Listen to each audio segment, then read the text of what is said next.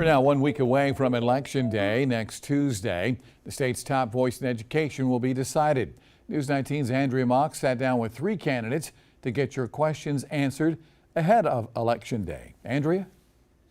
Yeah, thanks, JR. With failing schools, massive teacher vacancies, and school safety issues, this race may be more important than ever. Democratic candidate Lisa Ellis will face off against Green Party candidate Patricia Mickel and Republican candidate Ellen Weaver. Now, Ellis is still a full-time teacher here in the Midlands and the founder of SC for Ed. It's a grassroots effort to unite teachers to be a voice for issues. Mickel boasts 15 years of teaching experience both at the high school and collegiate level. And then Weaver is the founder of Palmetto Promise Institute and served on the Education Oversight Committee. I asked each of the candidates the same questions. Their answers, very different. Here's what you need to know before you vote. Our latest statistics just came out. Only just over 20% of South Carolina schools received that all-important excellent rating.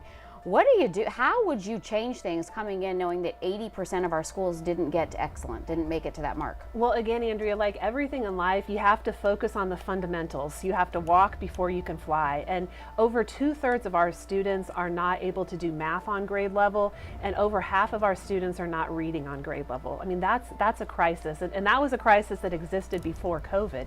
And so I think really thinking about how we can simplify our standards, how we can cut red tape that is tying teachers' hands in the classroom, keeping them from focusing on the instruction. Honestly, the biggest issue that we've got to address is teacher recruitment and retention. When we talk about student supports, when we talk about student achievement, you cannot do that if you don't have a highly qualified teacher in the classroom. And that's what we're dealing with right now, is you've got right now, I think, over 1,000 classrooms without a teacher across the state. In terms of that state report card, I think we've also got to readdress the metrics that we're using to study that. I don't necessarily agree that our students and our teachers are failing. I think the system in which they're being measured is flawed. It's not a one-fit-all type of situation. Every county, every district has its own problems. I would like to see more districts go to year-round. I would like to partner with colleges and to have paid interns for students. They have to meet a criteria, but paid interns for those students that want to become teachers. School choice has been a controversial topic as well. This is something that you support. Why is this something that's been important and been a focus of your candidacy? Well, I'm actually a beneficiary of school choice myself. I went to a small Christian school, I was homeschooled, and then I actually am the only candidate who graduated from a public school. And so as a student who has experienced all those choices, I know that I needed different things in my education journey. And my passion is for every parent in South Carolina to feel like they have the power to get their student what they need when they need it. I don't believe that there is a one-size-fits-all for students. I think that we need to offer different opportunities for students to be successful, and that's not going to necessarily look the same as a traditional school. Having said that, most of our school districts already offer some form of school choice. What I would like to see is the funding there to really build up public school choice. I think that the state superintendent has to work for public education. That's not to say that parents shouldn't have the choice to decide where they should. The parents should have the decision to where their child goes to school at. But I want to fight for public education. I've talked to teachers who are afraid, students who are afraid. I'm a parent, I'm afraid.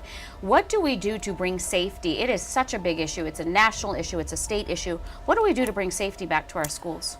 I would work with my colleagues to see if we can do clear book bags, to see if we can have metal detectors, make sure that we have resource officers, hopefully more than one. Again, it goes back to teacher-student relationships. You've got to have teachers in the classrooms to build those relationships so students feel safe and heard. We've got to look at, when we talk about students bringing guns to school, we need to look at responsible gun ownership. and gun safety laws. To focus on every school having a safety plan. So as superintendent, we will continue to review those plans, to work collaboratively with law enforcement to ensure that our schools have the best information that they need in order to protect their students. And I'd like to start a program where maybe instead of just having an SRO in a school, we invite veterans who have answered the call to service to their country once to come help walk the halls of our school and just keep an eye, be eyes and ears in that school that can help support the SRO.